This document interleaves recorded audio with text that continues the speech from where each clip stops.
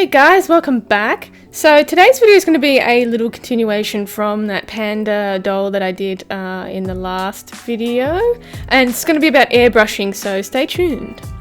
So I'm just going to go over what it looked like before I actually airbrushed it. And originally I did do the ears white and I was going to airbrush it, but then I decided to redo the furring and just do them with black fur in the first place, so I didn't have to airbrush it. So I'm using my Iwata airbrush to do the airbrushing for the pits on the panda for this one, and I have a video down below. I'll try and remember to link it down below about what airbrushes I use to on my fur. So as you can see here, this is what it looks like before the airbrushing. I have furred the feet black, and so I can blend in the paint on the airbrush. So a little look at the airbrush. Again, check out the airbrushing video below.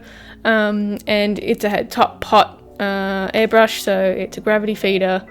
So that means you just put the paint in the top pot and it feeds out through gravity out of the front of the airbrush. The downside is that you have to fill it up quite regularly because it's a small pot. So I'm just starting off doing a light coat just to get the patterning properly on the body, and then I'll end up adding a bit more paint to cover the underside of the fur, so the thicker side, because otherwise it ends up just painting the top of the pile and not underneath or anything. But you have to be careful not to flood it too much with the paint, because it does end up sort of clumping together, and you don't really want that kind of texture unless that's what you're going for. So this particular airbrush is more for fine lining things rather than bigger jobs, but I do have another airbrush that's for a bigger job, but I just went with this. I just have to refill it a lot, and because it's more of a fine liner airbrush, it sometimes clogs at the front, but I do rinse it out quite regularly, and even just run a blow through in a full pot of water, just to clear up any clogs or anything. And I use water-based paint for it too, so I don't need any chemicals or anything to clean it. So you want to be careful about which way the fur is actually going as well, because when you spray the airbrush, air can blow the fur around, and it sort of parts it and makes it go the wrong way. So if you apply the paint on a bit of fur that's in the wrong direction, and then you end up combing back to where the fur's supposed to be, you will have the paint in the wrong spot. So I always just blow a little bit of air just to make sure the fur is going in the right direction, and I know where the paint is going before I actually apply the paint on. So just something to note if you're airbrushing fur, just keep an eye on where the fur is sitting. So I wanted to try something a little different with this panda, because I don't know if you saw a couple of videos back, I did a brown panda for a commission, and I used different parts of fur for it, and I just airbrushed the smaller bits to combine the two fabrics together. But this time I decided to just try all airbrushing and see how that turned out, which I'm kind of happy with, but I don't particularly like too much that the texture of the fur once the paint's on it, so I can make it soft, but it's just not exactly the same as what it was. So that's also something to keep in mind, that it does change the texture of the fur. But I mean, it's a 50-50 situation. You have to give and take a little.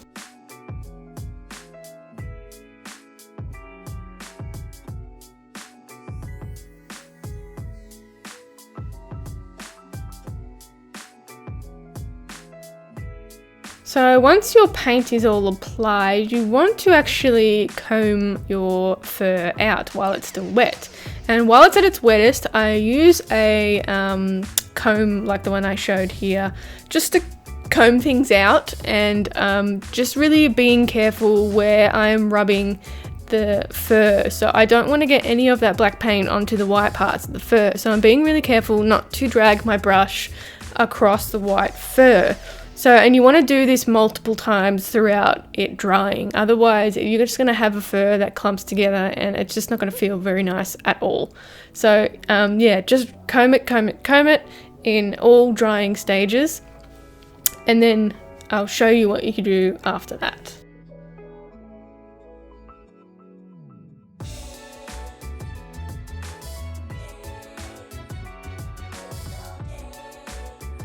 Okay, so I have a little bit of paint to add a little bit more around the eyes and stuff, so I'm gonna go and do that and then let the paint dry a little bit more on the legs.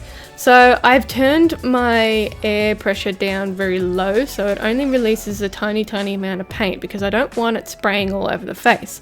So I have a little button thing on my, it's a screw button that is, on my airbrush, which can change how much airflow it has. So I've turned it right down just to get a tiny amount of paint out.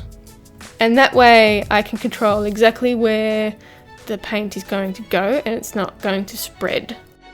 And that's kind of the beauty of a more expensive airbrush, because my cheaper one doesn't have this ability, and I would not be able to do it with that cheaper airbrush. So definitely, if you want to do finer work, definitely invest in a more expensive airbrush like an iWater.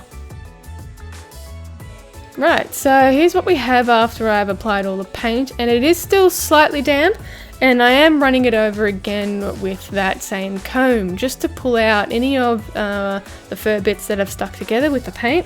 And just something to keep in mind as well, if you do comb too much, then you do have a chance of lifting the paint off the fur itself, because it's not really dyeing the fur, it's just coating it, because that's what fabric paint does. It doesn't dye things, it's not dye.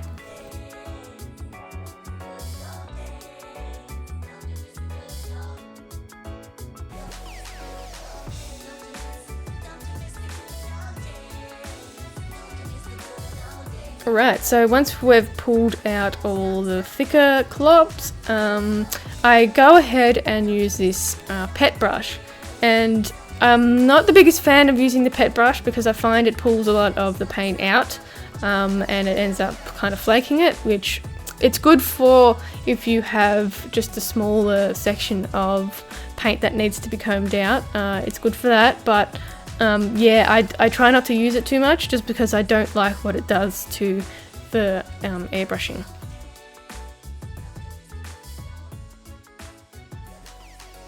And throughout the whole combing process, I'm constantly feeling where I feel a bit of hardness on the fur, and that's where it needs to be combed out. So definitely keep feeling it all the time when you're combing it out to get a better idea of how the fur feels.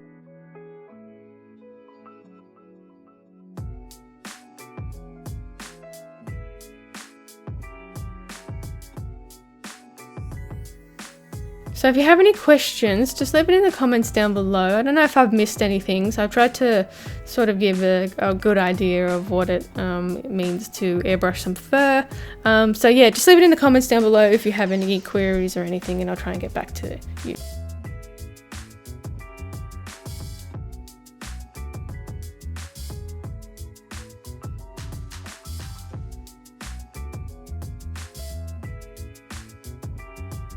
And I can just give you a quick look of the face as well after the airbrushing has been applied.